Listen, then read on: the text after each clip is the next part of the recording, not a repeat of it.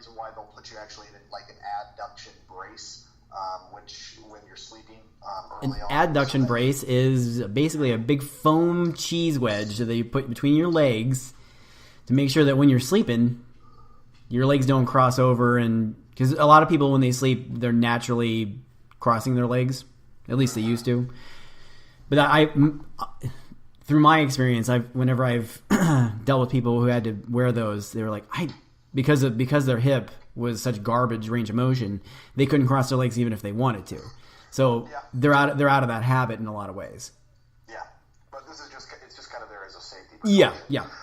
So that's the second of the three precautions. The third precaution is then not turning the leg in. So the best way to kind of describe this via a podcast where we can't show any visualization is if you lay flat on your back and you have your legs straight and you try to turn your toes in towards each other, that's going to internally rotate the entire leg inward. And so that is the third precaution where you want to try to avoid that. Essentially, internal rotation is another one of those positions that will increase the risk of possible dislocation. Now, the one thing that I say to a lot of people on this is, and you have to take this with a grain of salt because we're speaking generally. We can't speak in absolutes here. But most of the time, if someone is to dislocate, it's when they're doing 2 or 3 of those motions all at one time. Okay, so again, when we go past 90 degrees from a sitting to standing position at the hip, many people will do this right after surgery and not even realize they did it, and hey, they're fairly safe. But it's when we're doing 2 or 3 of those that we really have to be cautious, and the risk obviously increases dramatically. Let me also just back off for a second and say this is not telling you that you can do one of these precautions. Yeah, this is not a go no go. You can just bend over at 90 as long as you're only breaking that one. What I'm telling you is that if you are breaking one of those planes, make sure that it's only one of those planes at once. Okay, but that's the big risk from a total hip replacement. We talked with the knee what the major risks were, which is just essentially falls and infection. So a fall and infection would also be a major risk for total hip replacement. But overall, and generally speaking, hip replacements do phenomenal. Great outcomes. They are surgery, just like how the total knee is again an orthopedic surgery, that there are going to be physiological effects, swelling, edema that are going. You did it again, swelling and edema. Yeah, I did. It's just bruising. What if you said swelling is edema? How would you say that? Swelling or edema? No, because that's still the same thing. I think I just like to list things more, so it sounds like I just have more things. Yeah, because God knows you need to have more things to say. Yeah, because I just can't stop the verbal diarrhea, anyways. So where were we? the physiological changes like swelling and edema, bruising. There's still going to be physiological changes, and those are things that are going to be expected. So the nice thing about a total hip replacement is that it is typically much easier than a total knee. We don't have to push through all the range of motion pain that we try to have to do with a knee replacement. So, in fact, actually a lot of people, and this is why this podcast can be very helpful for individuals, is a lot of people don't actually get ordered therapy. No. It's unheard of for people to not have knee replacement therapy. But for a total hip, we're in the outpatient setting. Well, and how many total hips do we see out and about? I mean, usually only ones with complications. Yeah, they're really complicated ones, and it's. I can count how many I've had over the years, how many hip replacements I've had. I would probably say, on average, we probably get about 1 a month versus like a total knee replacement would be, we're getting 7 or 8. Yeah, probably about that. Yeah. And maybe not even 1 a month, maybe 1 every other month. So the main rehab that they're going to tell you in the hospital is walk. Yep. Walk, and keep walking. And I agree with that wholeheartedly. The other thing that I think would be really good for individuals to know is essentially, a hip abduction exercise. Will, why don't you explain both the lying down one and the standing one? Specifically, the lying down one, try not to... Yeah, so the lying down one is, one, tricky to do correctly, and two, tricky because you don't want to break your adduction, which is bringing your knees closer together, crossing them. In a perfect world, you'd lay on your good side, the unaffected, the leg you didn't have surgery on, and you would bend that knee and keep the other leg straight, and then lift the foot towards the ceiling, like you're doing a Jane Fonda, I guess. Is usually kind of a good... The key with that is generally people, not on purpose, but they're technically trying to cheat by rotating and using their TFL, which is different. Yeah, right? Different. Yeah, I know. We're going big or go home. a different muscle, because your body's smart and is trying to use a stronger muscle that it knows how to use more effectively. And especially in the case of after a hip replacement, that muscle's the hip adductor, the glute med, is going to be weak and out of shape. So the key is to try to I always try to tell patients when you're doing this exercise, you almost roll, you're not quite on your side, and you almost want to roll to almost like you're mid-rolling onto your belly. And then you kick that leg back as far as you can to make sure it stays straight, and then you just try to keep that leg back as far as the foot is back as far as you can, and lift it toward the ceiling. It's really, I've had the best / worst, the way I've had a PT tell a patient how to do this exercise is to... Was this me? No, this is somebody else. This PT I worked with demanded that her patients find a section of wall that they could lay against with their back and butt against, and then that way they could drag their foot and leg up and down the wall. That way they're making sure they do it right. Whilst that is a good way to do it, is really difficult to find, because that would... and to do after a hip replacement. Yeah. The easier one would be obviously just standing up, standing on the good leg, and then making sure in abducting that leg, but so doing kind of like the same idea, like kicking the leg out to the side.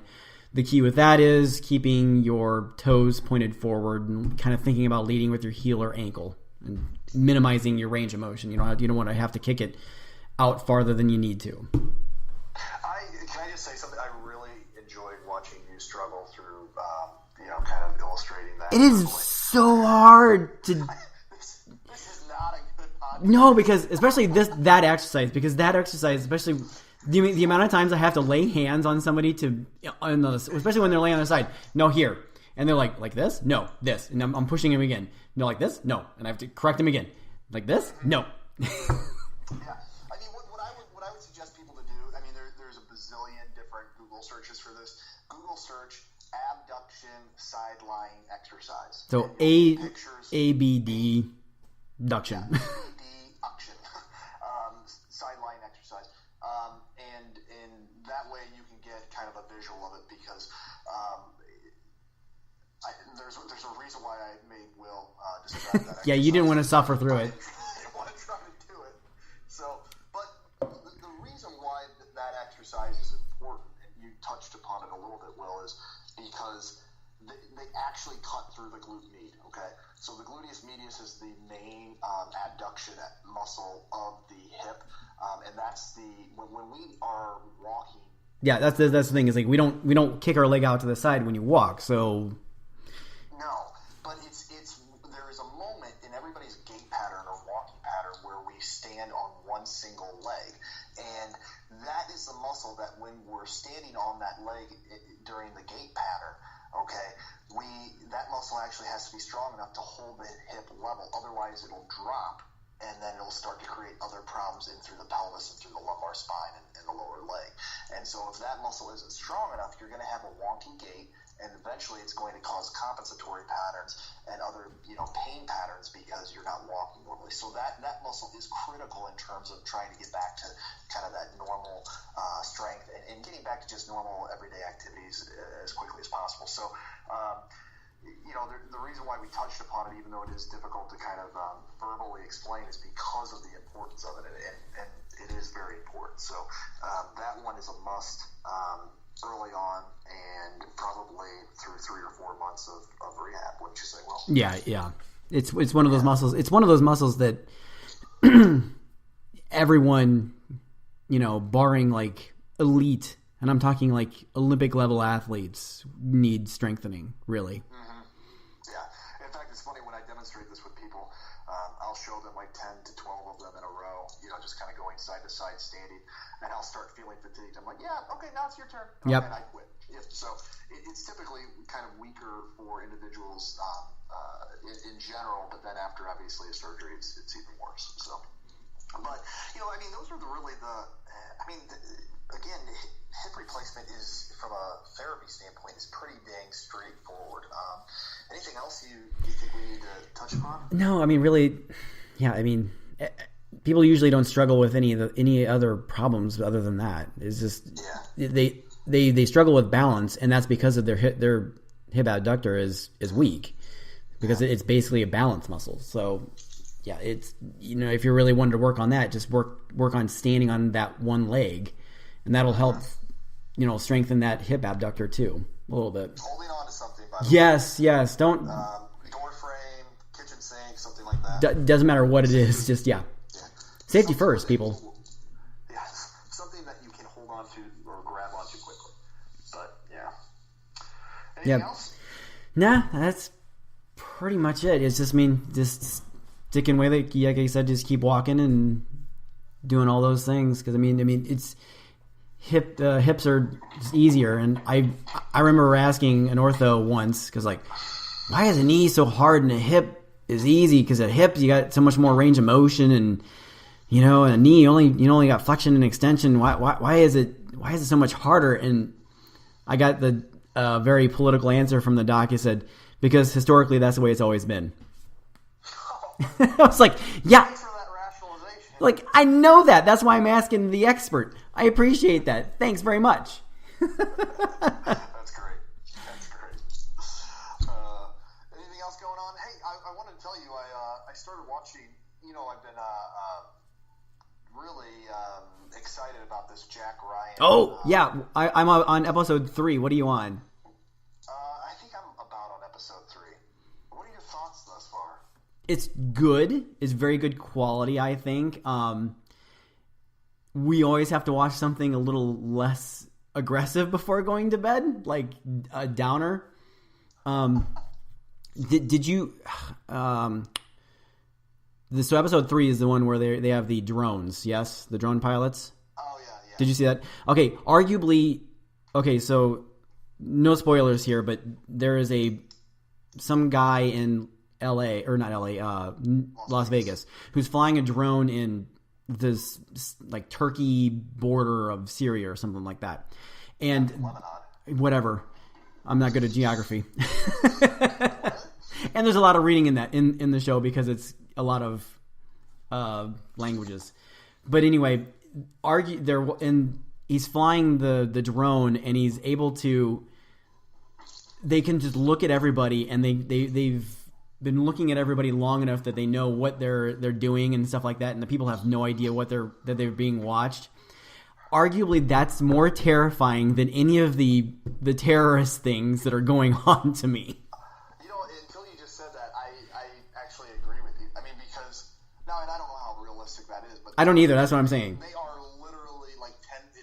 The camera or the drone is like 10 feet above them, and just like crystal clear. They're able to. They don't have to adjust at any point. The camera's just always on them, and it's just like they're just watching, and they're like wait a minute, and then they just like, I'm just gonna pull the trigger, and boom, like, no, wait, what is that? Is that how it works? I feel like that's not right, but we'll have to go into more detail on this once we watch the whole show. Cause what do you think? I don't think I'm as enamored with it yet as you are. I think the writing is actually kind of poor and sloppy. like right away they started off. There was no. There weren't really any stakes. Like right when Jack Ryan starts to bring things up to that, we don't even know why. Yeah. There